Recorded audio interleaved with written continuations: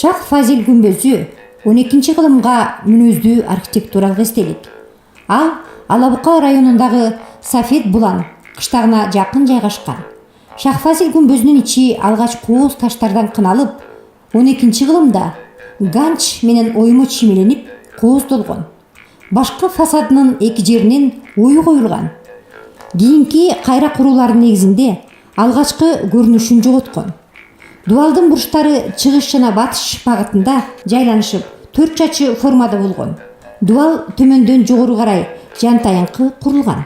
Үстү алты кырдуу, бурчтары тепкич сымал, кошумча дубалдар менен кооздолгон. Конус сымал кумпа менен жабылган. Ичинде элегиялык жана диний маанидеги куфи жазуулары, геометриялык татаал фигуралар уюп түшүрүлгөн. Диний тексттер араб тилинде, элегиялык тексттер фарсы тилинде жазылган.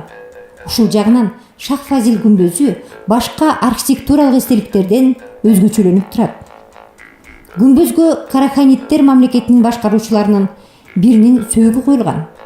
Эстелик архитектуралык жактан жана көркөмдөлүшү жактан орто кылымдагы жетишкендиктин жогорку чеги.